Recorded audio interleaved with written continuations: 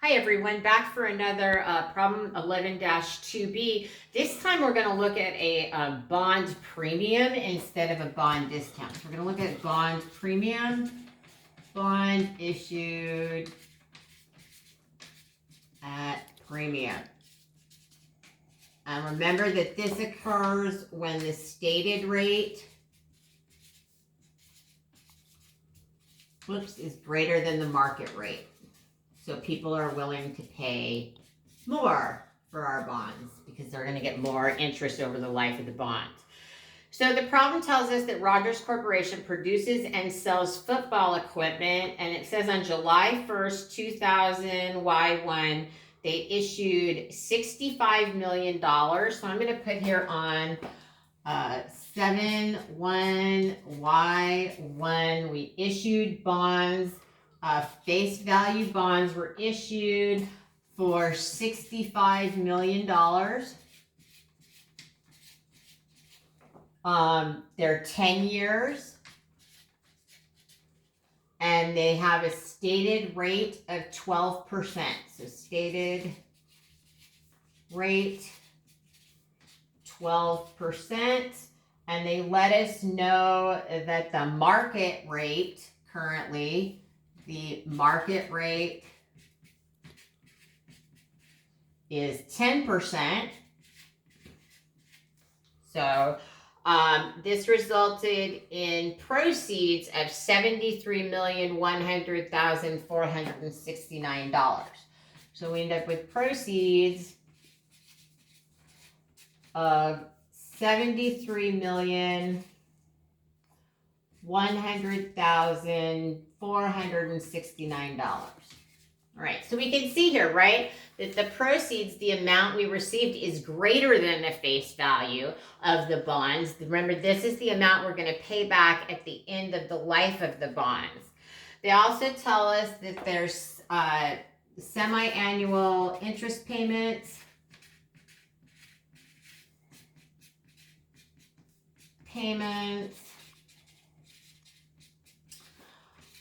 On June 30th and December 31st. So the first part of the problem is they ask us to journalize the entry to record the amount of the cash proceeds from the issuance of the bonds. So what I'm going to calculate out here first is I'm going to calculate the premium on the bond payment. So the total premium, and I think there's a typo in the problem because they keep talking about the discount. So just remember that this is a premium. So the total premium is going to equal $8,100,469, which I got from taking the cash proceeds of $73,100,469 and subtracting the face value of the bonds from that. Okay, so that's our total premium we've got there. And I think what I'm also going to do is calculate out the cash payment. So the cash payment that we have to make every 6 months is going to equal the principal, the face value of $65 million times the stated interest rate of 12% times 6/12 or 50% if you want. And that's going to give us a cash payment every 6 months of $3,900,000. Okay, so this is the cash that's going to be made every 6 months.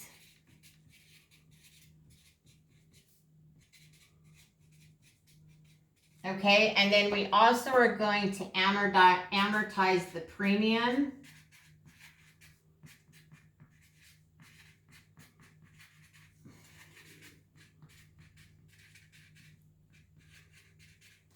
Premium, right? So that's going to be every 6 months.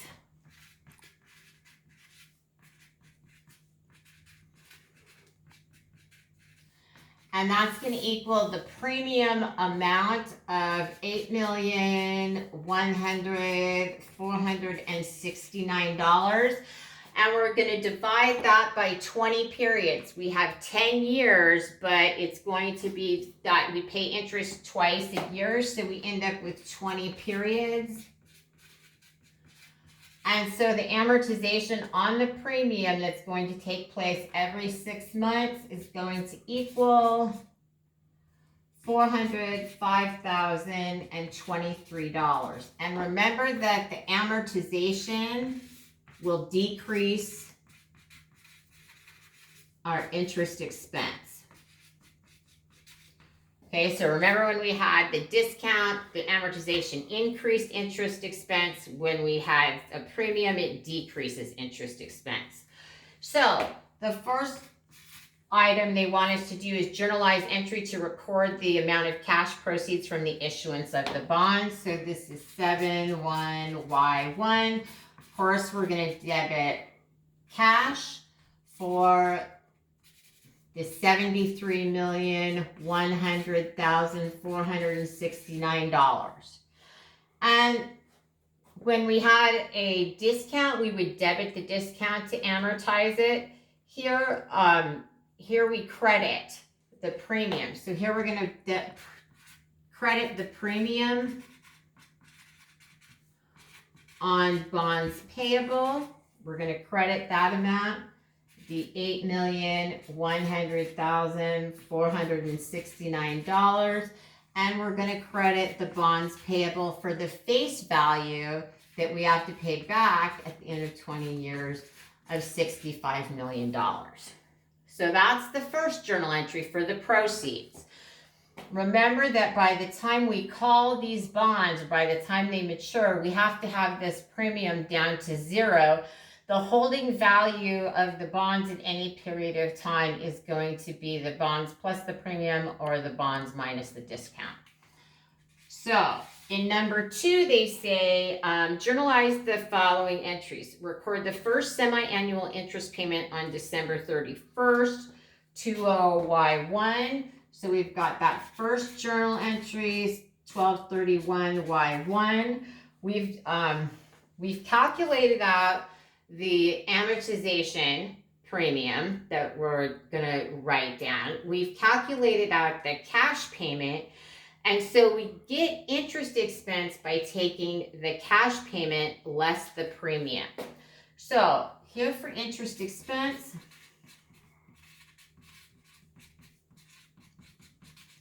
we're going to calculate that by taking the payment of $3,900,000 and subtracting the amortization amount of $405,023. So we're going to debit interest expense for $3,494,977. We are going to debit the premium on bonds payable for the amount we calculated out at $405,023. And we're going to credit cash for the full amount of that cash payment we calculated of the $3,900,000. So that's the first journal entry they want us to make. And additionally, they want us to make the same journal entry on June 30th. So 6/30 in the following year, Y2. So this is very similar to the problem we did, problem 11-1B. It's just now we have a premium instead of a discount. So the journal entry isn't going to change. Interest expense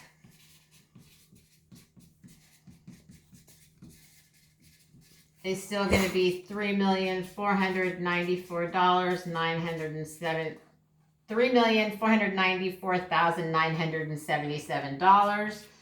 The amortization of the premium on our bonds payable is going to remain $405,023, and the amount we pay to cash is going to remain at $3,900,000.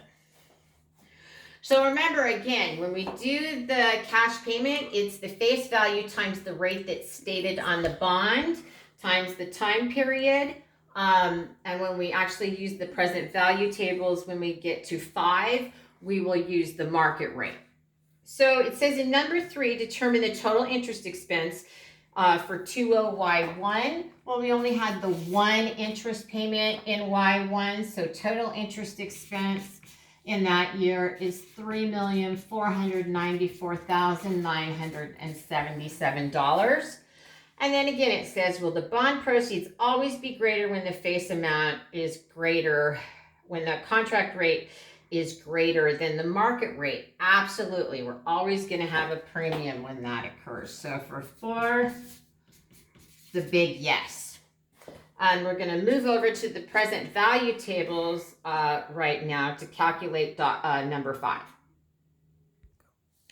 All right, we've moved back to our interest tables. Number 5 is just asking us to compute the proceeds using the present value tables. So remember, when we're using the present value tables, the interest rate that we're going to be using is the market rate of interest. But since we have 2 interest payments a year, we actually divide that by 2. So the market rate of interest is 11% on these loans. Let me make sure. No, the market rate is 10%. There we go. So we're going to divide that by 2. We're going to go to 5%. There's 10 years with 2 payments per year. So we're going to go down to 20 periods. And that's going to tell us that in order to find out the present value of the final payment, we're going to use the rate 0.37689 when I go back over to the wall. And then to calculate out the present value of the annuity payments, that $3,900,000 every 6 months, we're going to use half of the market rate of 10%, so that's 5%, over 20 periods, which is 10 years times 2 payments a year. And we arrive at 12.4622, and that's what we're going to multiply by the annuity payments every 6 months. All right, we moved back over to the wall, so we're going to calculate out the present value of the face amount of the bonds of $65 million and the present value of the semi-annual interest payments of $3,900,000 in order to determine and help us arrive to this amount. They gave us this amount, but this would be how you calculate it if you had to calculate it out yourself. So we've got first the present value of the face amount, or face value of the notes. That is $65 million times the amount that we got from the present value of a dollar table of 0.37689. And that's going to give us a present value of the final payment of $24,497,850. So remember, we're taking in the power of compound interest here. So this means we earn interest 1 period, and then that amount goes up and we earn interest on the increased amount. We also need to find the present value of the interest payments.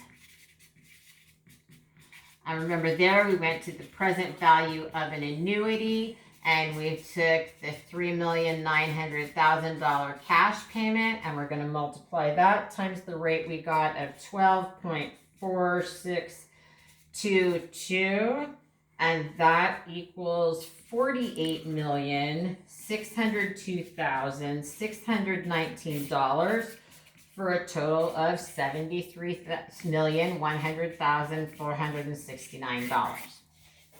And that's how we complete exercise 11-2B.